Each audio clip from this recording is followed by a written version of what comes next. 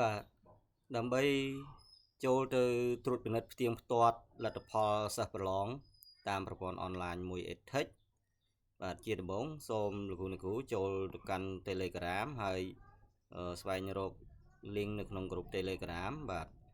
link ដែលគេដាក់ថាចុចទីនេះដើម្បីចូលមើលទិន្នន័យសិស្សបាទលោកគ្រូចុចមកបន្តមកទៀតសូមវាយបញ្ចូលនៅ username បាទ username គឺវាយបញ្ចូលនៅពាក្យថា teacher ជាអក្សរតូចទាំងអស់ហើយ password គឺពាក្យ teacher 2026បន្ទាប់មកចុចកន្លែង QQ នេះបាទ sign in នេះបាទចុចកន្លែងហ្នឹងមក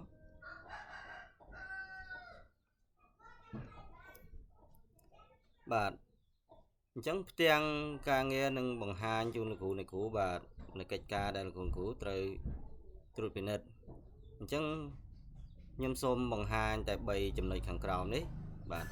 ទី1លទ្ធផលប្រឡងទី2របាយការណ៍ទី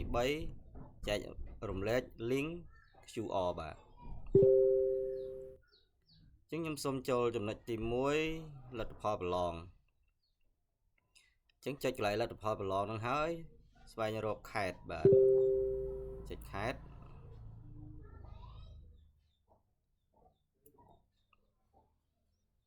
បាទបន្ទាប់មកធ្វើការជ្រើសរើសខែបាទស្រុកបាទស្រុកឧទាហរណ៍ខ្ញុំសូមឧទាហរណ៍ស្រុកកោះធំបាទសាលារៀនបាទនៅស្រុកកោះធំនេះយកសាលាវិទ្យាល័យហ៊ុនសែនព្រៃតដួងបូរនីហ៊ុនសែនព្រៃតដួងបាទថ្នាក់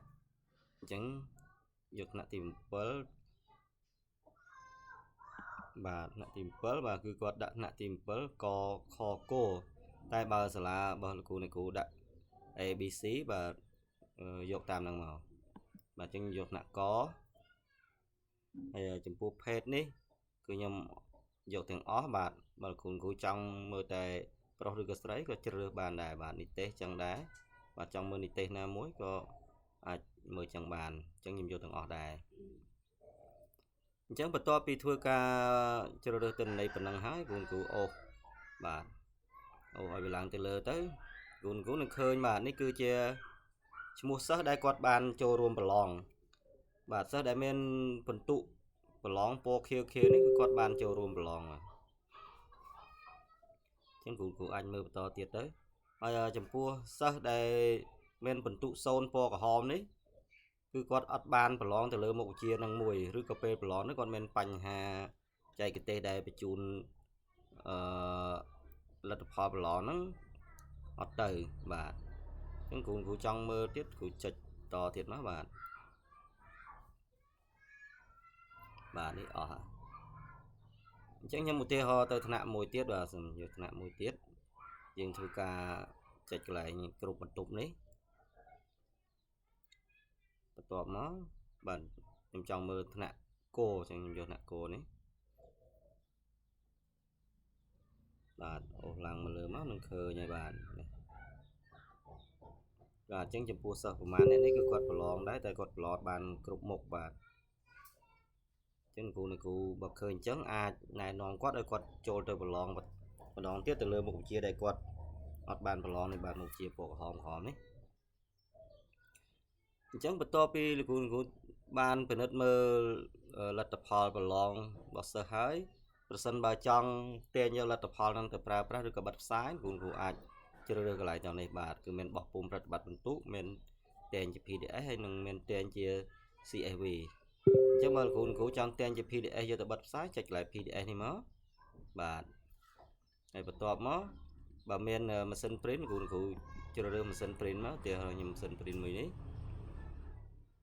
រួចហើយគ្រូធ្វើការ print ទៅហើយបើអត់មានទេអាចទាញជា PDF ហើយ save ไว้ដើម្បីទម្លាក់ជូនទៅក្នុងក្រុមរបស់សិស្សឲ្យគាត់ចូលទៅផ្ទៀងផ្ទាត់បាទហើយមួយទៀតបើលោកគ្រូចង់ទាញវាលក្ខណៈដូចជា Excel អញ្ចឹងបាទសូមចុចកន្លែងទាំងនេះហើយបន្ទាប់មកវានឹងបាទចូលមកដល់នេះលោកគ្រូចុចកន្លែងខាងលើនេះបាទ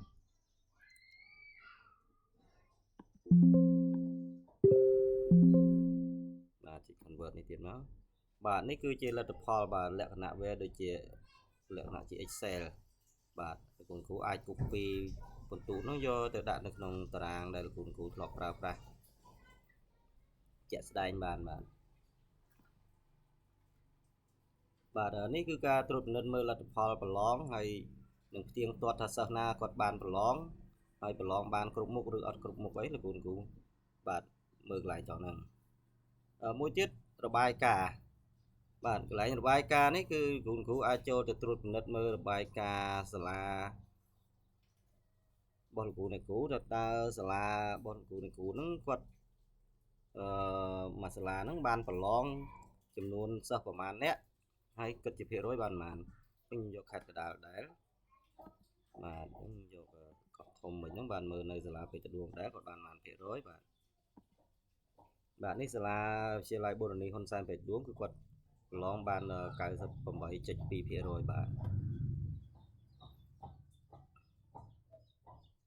បាទនេះគឺជារបាយការណ៍របស់សាលាមួយទៀតខ្ញុំសូមបង្ហាញការចែកចម្លែក link QR បាទ link QR នេះលោកគ្រូអាចចែកចម្លែក link នេះទៅកាន់សិស្សានុសិស្សបាទដោយចុចទៅលើសញ្ញា copy នេះបាទនេះចឹងដែរដូចគ្នាបាទនេះអានេះ link មើលរបាយការណ៍ចូលរួមបាទហើយនេះគឺ link មើលលទ្ធផលប្រឡងបាទអញ្ចឹងចុច QR ហ្នឹងមកចុចកន្លែង copy នេះបាទសញ្ញានេះ copy នេះបន្ទាប់មកលោកគ្រូចូលទៅកាន់ក្រុម Telegram របស់សិស្សានុសិស្សទៅហើយធ្វើការផាសនៅក្នុងក្រុម Telegram ហ្នឹងអញ្ចឹងសិស្សានុសិស្សគាត់ចូលតាមរយៈ link តាមរយៈ QR ហ្នឹងដើម្បីត្រួតពិនិត្យមើលលទ្ធផលរបស់គាត់រៀងៗខ្លួន